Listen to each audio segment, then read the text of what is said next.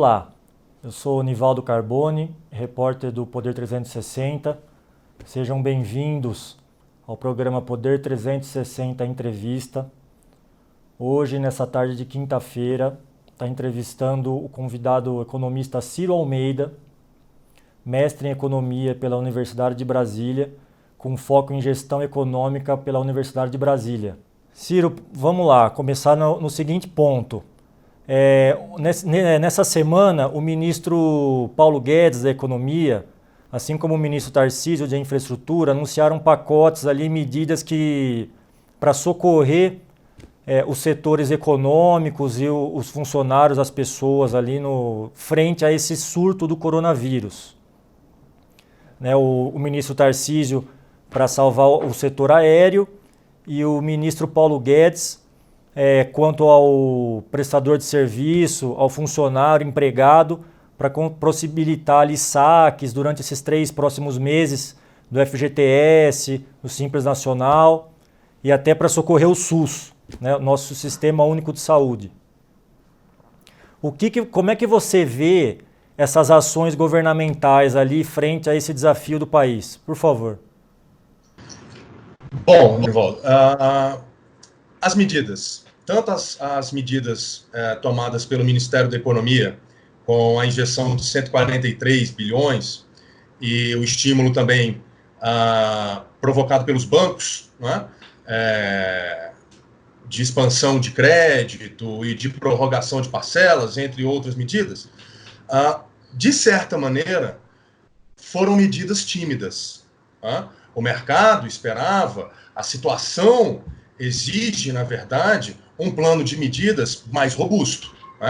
Até porque a gente ainda não sabe qual será o efeito de toda essa crise causada pelo coronavírus na economia brasileira. A gente já entende, já se sabe que na Europa, que na China, já está sob controle, na Europa ainda está sob a situação bem caótica, mas aqui no Brasil, o estímulo monetário que o Ministério da Economia fez, principalmente para a iniciativa privada e para os empresários, surpreendeu pela timidez das medidas. São medidas que, na verdade, o montante não supre o que deveria ser feito de uma maneira estrutural. Apesar disso tudo, o governo também está endividado. A gente tem aí uma expectativa de déficit primário de quase 124 bilhões. Então, o remanejamento que o governo federal precisa fazer é muito além dessa injeção de 143 bilhões. A gente precisa entender que o Brasil está numa situação fiscal já no gargalo, como nós dizemos. Mas o governo ainda precisa entender que ele precisa ser mais forte e mais atuante de maneira estrutural. O que eu quero dizer por maneira estrutural? É justamente a flexibilização, por exemplo, do teto dos gastos. A gente está falando aí até mesmo de uma flexibilização da regra de ouro, que é a emissão de dívida do Brasil para investimentos. Isso tudo tem que vir de uma maneira mais sistêmica, mais macro. Parece que o governo federal, que o Ministério da Economia, quis, na verdade, apenas apagar um incêndio. Esse incêndio é muito maior. Então, o Brasil tem que entender, o governo federal tem que entender que, o quanto antes se criar um sistema robusto de injeção de capital, de flexibilização do teto dos gastos, de flexibilização monetária, importante falar isso também, amigo. A gente teve redução da taxa do Copom. A gente teve reunião do Copom ontem, e reduziu em 0,5 ponto percentual apenas, em 3,75.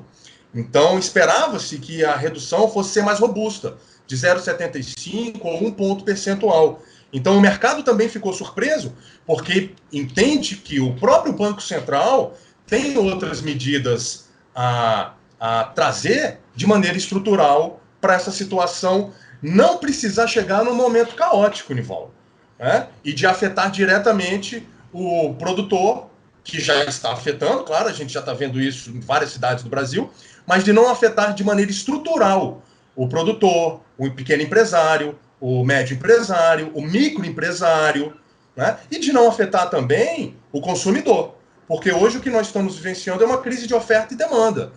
Então, o governo federal, apesar de estar com a sua situação fiscal periclitante, é importante ele entender que agora, até porque o investidor estrangeiro, apesar da gente ainda ter um saldo positivo, né, de investimento estrangeiro, mas o investidor estrangeiro com essa relação risco-retorno do Brasil e essa desvalorização do real, acaba não se tornando interessante nesse momento para o investidor estrangeiro estar aqui no Brasil.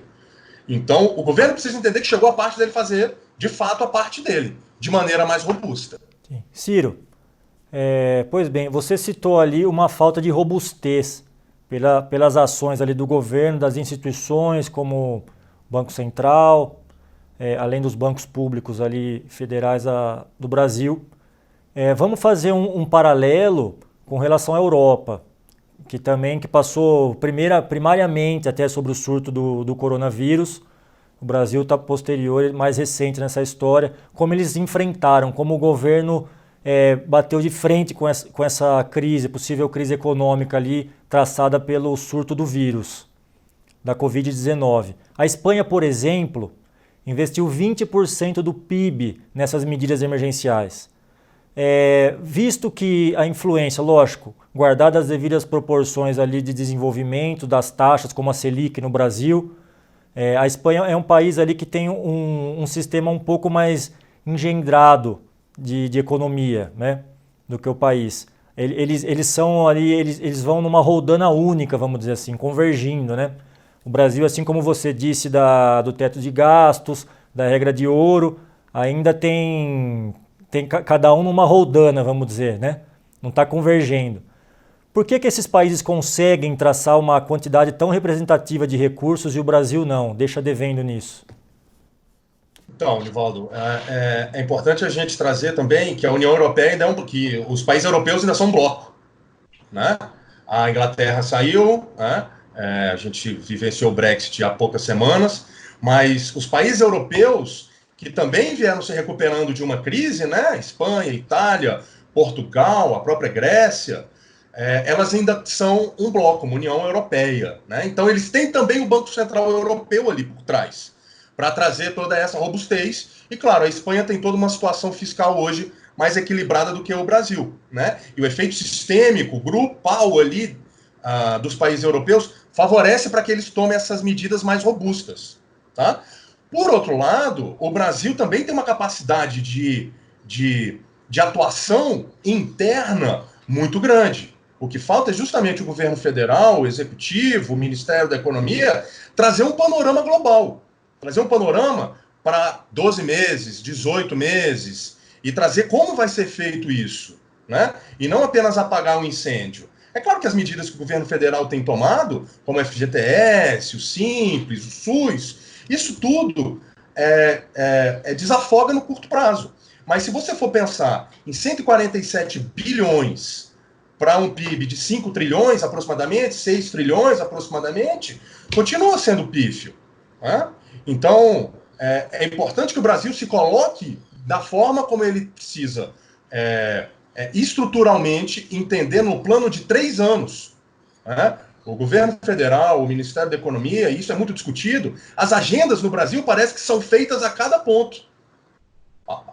A reforma da Previdência, a reforma administrativa, que não foi ainda, a reforma tributária que não foi, aí agora apareceu isso, né? O coronavírus para antecipar essas medidas. Então, o que a gente está vivenciando é, na verdade, uma situação de medidas de curto prazo, né, que, claro, são necessárias para desafogar no curtíssimo prazo e permitir que o pequeno e médio empresário continue o seu fôlego, mas a gente tem que pensar em 1 ano, 2 anos, né? Já existem, por exemplo, setores que são muito afetados, o setor de turismo muito afetado, as empresas aéreas, por exemplo, tiveram uma queda absurda nos seus valores de mercado, né? Os aeroportos parando, né? As empresas de turismo, as empresas que promovem o turismo, essa ponta principal, sem contar a ponta da cadeia de produção, né? Quem recebe o turista, o funcionário que recebe o turista, o hotel, a produção de produtos para turista. Então, o que precisa ser feito é se pensar de maneira estrutural por segmentos, né? Isso é pensar com uma agenda econômica além das agendas que já precisavam ser feitas, né? Como a reforma tributária, que agora certamente vai puxar a flexibilização do teto dos gastos e talvez até a flexibilização da regra de ouro, bem como o próprio Banco Central, que tem outras medidas para tomar, e não apenas a redução da Selic, né? O Banco Central também precisa atuar de uma maneira mais incisiva para manter o poder de compra das pessoas e manter a empregabilidade. Porque se a gente não pensar de maneira estrutural em 2 anos ou 1 ano, e só ficar com o receio do pânico, do risco, da volatilidade do curto prazo, daqui a 3 meses, 4 meses, o empresário, o pequeno empresário, vai ter problemas, né? A área de restaurantes, por exemplo, também muito afetada. A gente está aqui na capital federal, a gente já viu que já foram, como em outros estados, já foram tomadas medidas que estão afetando a economia local, restaurantes sendo fechados, antecipação de férias, demissão, redução da jornada de trabalho. Só que se não se tomar um cuidado no longo prazo, periga o empresário não conseguir voltar à sua cadeia de produção. Então, são reformas estruturais que têm que ser feitas e isso exige, antes de mais nada, o diálogo e uma agenda sistêmica, que é o que o mercado está sentindo falta. Sim, sim. Ciro, você acabou de passar o viés do empresário no Brasil, que em diversos setores ali, alimentício, lazer, em viagens, transportes de modo geral, turismo, né? E até setores ali de infraestrutura e por que não, de commodities ali. Estão sofrendo essa influência, na verdade, né? Hoje, 2 bancos mundialmente ali tidos como referência, o JP Morgan e o Goldman Sachs, estipularam ali uma queda de 1% do PIB brasileiro para 2020. Isso, claro, é reflexo do que a gente está conversando, das empresas ali com menos demanda, até a parte não só do empresário classe média, mas um funcionário ali que vai ser beneficiado pela liberação do Simples Nacional dos impostos, pelas medidas do Guedes. Mas, enfim, uma situação que não é favorável ao desenvolvimento nem das reformas, quer dizer, torna as reformas ainda mais urgentes, né, com uma ação convergida entre o Congresso e o Executivo, chefiada pelo Planalto. Como é que essa queda pode influenciar, assim, no sentido de retomada do país diante dessa crise que o coronavírus está causando aqui atualmente, com mais intensidade nesses últimos 10, 15 dias no país? O que nós estamos vivenciando realmente requer uma perspectiva de longo prazo. O empresário, principalmente, e o que tem sido afetado, como você disse aí, as commodities, o preço das commodities, é importante que se tenha as medidas pautadas de forma a atender por segmentos, né? Porque o empresário, quem de fato sustenta o Brasil hoje dentro aí de uma retomada do crescimento, porque nós estamos vindo de uma crise, né? A gente estava com 14 milhões de desempregados, 13, fora os desalentados, que eram 5 milhões. Então, é preciso respeitar a visão dessas 2 instituições financeiras. E aí o contraponto que reitera, aí não necessariamente um crescimento negativo, mas uma desaceleração da atividade econômica, é o próprio Boletim Focus, né, que toda segunda-feira sai.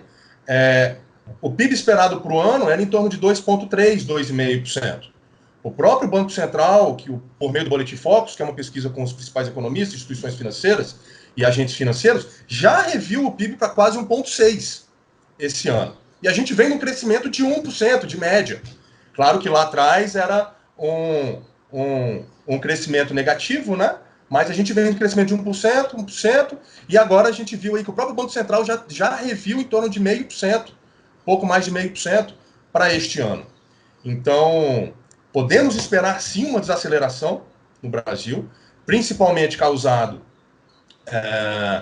no curto prazo por esse aspecto da crise de oferta e demanda, né? Porque uma vez que não há demanda, a oferta também começa a desacelerar.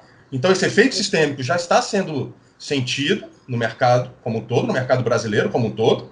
E importante falar, não só no mercado brasileiro, como você citou Espanha, no mercado global como um todo, mas o Brasil ainda tinha que fazer alguns deveres de casa que não foram feitos para a retomada do crescimento.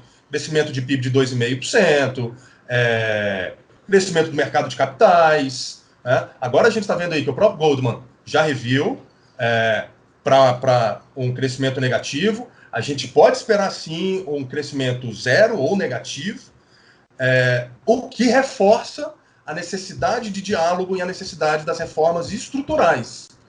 E principalmente agora, uma reforma que abranja todos os setores, todas as atividades, o funcionalismo público, a iniciativa privada.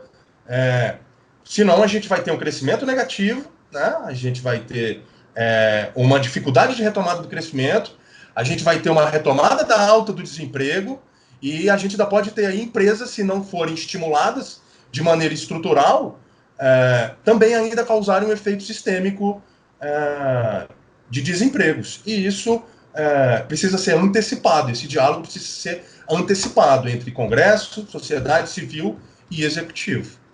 Sim. Precisamos ali parar de apagar incêndios, né, e propor ali com uma agenda única todas essas reformas de uma maneira só. Bom, a gente citou há pouco commodities, né? Vamos falar da principal aqui, que é o petróleo. Há uma determinada guerra ali entre os produtores da OPEP, Rússia, China, Arábia Saudita. O preço do barril do petróleo Brent, que é a cotação europeia, chegou no preço mínimo desde 2004, $30 o barril. Queria que você, por favor, Ciro, dissesse para a gente como que isso pode influenciar o mercado ali das hidrelétricas e até de gás, né, no cenário brasileiro para alavancar um pouco a situação, já que é uma matéria-prima, uma commodity muito relevante aqui para a gente. Perfeito. A gente está vendo até agora o preço do barril do petróleo até hoje ainda deu uma queda mais abrupta, em torno de 27, 28. E a gente vem de uma valorização do petróleo de quase 10 anos aí, petróleo a $100 o barril. E o Brasil ainda é muito dependente desta matriz energética, do petróleo. Não é? É claro que a redução do preço do petróleo vem principalmente dessa crise, desse conflito entre Arábia e Rússia, que traz todo o efeito sistêmico, porque é a principal commodity do mundo. Né? Mas o Brasil precisa fazer o dever de casa por mais que nós sejamos produtores de petróleo, nós não somos autossuficientes, né? Porque ele vai bruto e ele volta refinado. Então, isso tudo ainda surpreende muito, porque nós temos capacidade, como você mencionou, de sofisticar e de limpar a nossa matriz energética, né? De sair na frente nesse sentido. E não sendo apenas um marketing institucional, como o Congresso quis e quer, né? Tem uma PL para, em 2025, se não me engano, proibir, cessar a circulação de carros. Isso é marketing institucional. A gente precisa mudar a nossa matriz energética. Aí sim trazer a nossa potencialidade, a nossa capacidade produtiva, natural, de gás e de hidrelétricas. Só que a gente fica muito dependente até pela necessidade que nós temos, a dependência que nós temos do carro, do caminhão. O Brasil ainda é um país prioritariamente rodoviário. Então, precisamos, e eu insisto na pauta, são agendas estruturais, para tirar o Brasil do que é chamado de voo de galinha. Que vai, tá. Isso não funciona mais. Né? Todas as gerações estão pagando por isso. Então, essa nossa geração agora, a gente teve a década perdida dos anos 80 e essa vai ser chamada da nova década perdida. Né? Se a gente não fizer o dever de casa de maneira estrutural. E na questão do petróleo, o Brasil tem sido muito afetado, mas a gente precisa fazer um dever de casa porque nós temos potencial produtivo para isso. Né? E usar a capacidade de produção do petróleo, do próprio pré-sal, que nunca saiu do papel, para a gente poder potencializar principalmente as empresas petrolíferas no Brasil. A Petrobras tem capacidade para ser muito mais, e as outras também têm, mas a falta de diálogo e de união e de pensamento em comum é o que tem prejudicado o Brasil sistemicamente a cada governo, a cada congresso que nós temos. É isso que se visualiza. Sim. Ciro, partindo agora para o mercado mais financeiro, né, para as bolsas, para os sucessivos circuit breakers que aconteceram na semana passada, um atrás do outro, que são mecanismos de alarde ali, de maleabilidade, né, das cotações, tanto para os interessados quanto para os que trabalham ali na bolsa, no tete a tete. Precisamos pensar da seguinte forma: os circuit breakers, eles são mecanismos ali, eles são situações que eles não mostram um cenário constante e, vamos dizer assim, uma planície, né, do mercado. Isso eu acho que no viés do empresário, do investidor no Brasil, não é favorável. E vai na contramão do que a gente está precisando atualmente com a crise do corona. O que você tem a dizer sobre isso? Semana passada realmente foi uma semana atípica, histórica. Março de 2020 vai ficar para a história, nós estamos vivendo isso. Não foi só no Brasil, o próprio S&P teve vários circuit breaks semana passada. O circuit break é uma medida da Bolsa de Valores brasileira, como outras, mas aqui é uma medida para diminuir a volatilidade, né? São as oscilações e diminuir o risco, né? A exposição por movimentos abruptos. Então é até interessante notar que ressaltar que apesar, por exemplo, do mercado começar às 10, o índice futuro começa às 9. Então o índice futuro já dá um termômetro do que vai acontecer. A gente viu durante 2, 3 dias, além dos circuit breaks diários ali dos 10% e 15%, também o próprio índice, né, 9 horas, já começando travando. Então, a própria B3 aí, como medida de reduzir a volatilidade, reduzir o risco, o circuit break traz essa equalização para a planície, como você falou. A semana, como eu disse, foi bem atípica, principalmente pela aversão ao risco, né?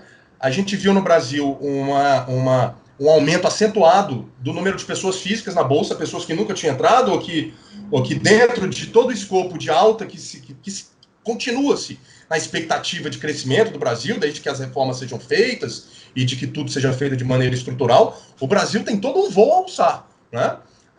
Mas a gente vai ter que mudar agora toda a tese de como se observa isso daqui para frente, né?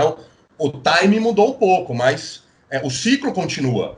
Mas a gente viu essa redução e esses vários circuit breaks durante a semana passada, justamente por causa dessa aversão ao risco, né? Dos investidores, pessoas físicas, dos investidores institucionais, que entraram quando a Bolsa estava na alta, e a projeção até o começo do ano era a mais pessimista era 120 mil pontos, a mais otimista 135, 140. Agora essas projeções todas mudaram. O próprio Morgan Stanley já está dando 85 mil pontos no final do ano, mas tem projeções já de 100, 110 mil pontos no final do ano. Então, essa aversão ao risco durante a semana e várias vezes durante a semana mostra que investimento é de longo prazo, tem que ser feito de maneira planejada, de maneira a ser acompanhada, mas não de maneira que te traga ansiedade, que te traga desgaste emocional, que te traga insônia, né? Os objetivos têm que acontecer, o mercado está aí para proporcionar isso para todo mundo, mas a aversão ao risco se mostrou muito maior, principalmente pelo cenário global de pânico todo e pelo cenário brasileiro, onde as reformas não foram, muita pessoa física entrou e não estava acostumada com essa volatilidade. O que é volatilidade, Nivaldo? Importante, se você me permite, até aproveitar. Quando a gente fala de investimento, de carteira de investimentos, Geralmente as pessoas procuram rentabilidade. Ah, quanto vai render? Não, mas me dá uma ideia. E esse aqui é melhor? Por que não é? Antes de se falar em rentabilidade, tem que se falar em risco. Risco é volatilidade. Volatilidade no mercado financeiro saiu do que nós chamamos de ativo livre de risco, que é o Tesouro Selic, LFT, que ela não oscila, saiu disso, tudo oscila. Né? Até os próprios títulos de inflação têm marcação pela curva de juros. Então a pessoa compra um título público, uma NTN, e está lá na carteira dela e ela acha que não vai ter oscilação. Mas quando o juros futuro sobe, o preço unitário desse título cai. Né? Então tem muito investidor, até conservador, que procurou a gente semana passada, procura essa semana, está procurando para tirar dúvida, e nosso papel é justamente essa referência.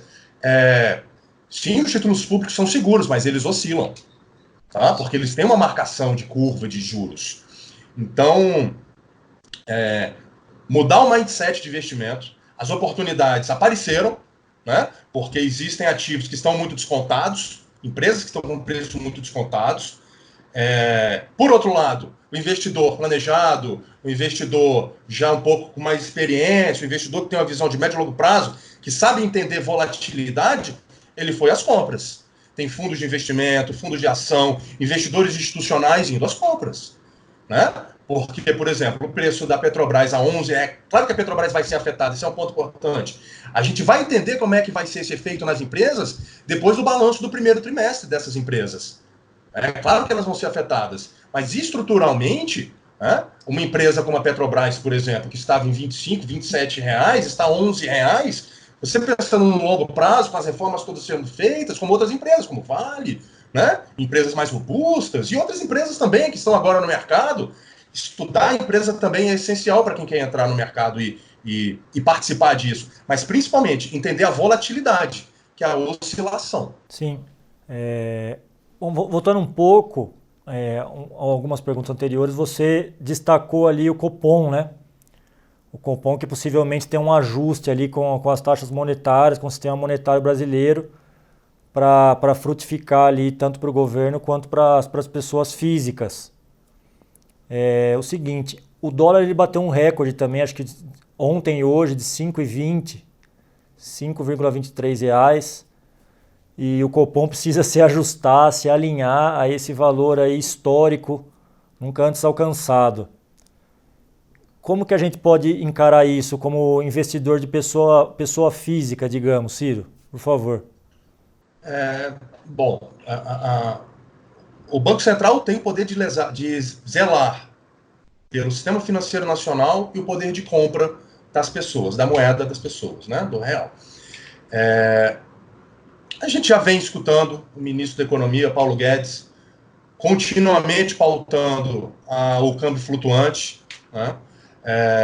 E na concepção da agenda econômica dele, isso traz uma referência positiva para o Brasil, diante das reservas internacionais que o Brasil tem e do preço de determinadas commodities, né?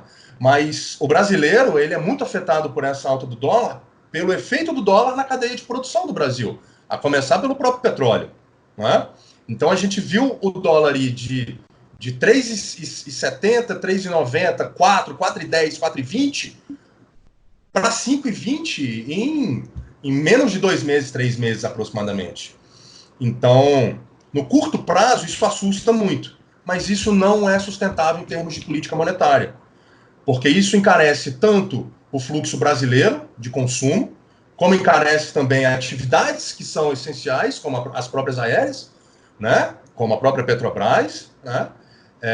Então, o Banco Central, como eu disse, tem instrumentos para atuar não só com juros na política monetária, mas também com câmbio. Importante dizer também que o Banco Central tinha em torno de 380 bilhões de reservas internacionais, agora tem em torno de 310, 300 e pouco, se não me engano. E atua continuamente, né, com leilões em linha, com swaps cambiais, para diminuir essa volatilidade, mas ainda não tem atuado de maneira mais estrutural também, para trazer de novo o dólar, né, a desvalorização do real, essa relação cambial, para patamares equalizados para o consumo interno. Por quê? Porque a agenda deles é uma agenda de 2, 3 anos. Mas estruturalmente, essa relação entre o real e o dólar, ela tende a se ajustar para o final do ano, porém, tudo vai depender de como as commodities vão reagir, as exportações vão reagir com a retomada da atividade econômica na China, principalmente, que é a nossa principal importadora. A China capitaneia esse processo de recuperação, né? Não tem como fugir disso, né? Ciro, eu queria te agradecer pela entrevista, pela atenção nessa tarde de quinta-feira. Muito obrigado e até a próxima. Estou à disposição. Um abraço a todos. Obrigado. Abraço, obrigado. Queria agradecer a vocês, telespectadores, pela audiência. Eu sou o repórter Nivaldo Carboni e até a próxima.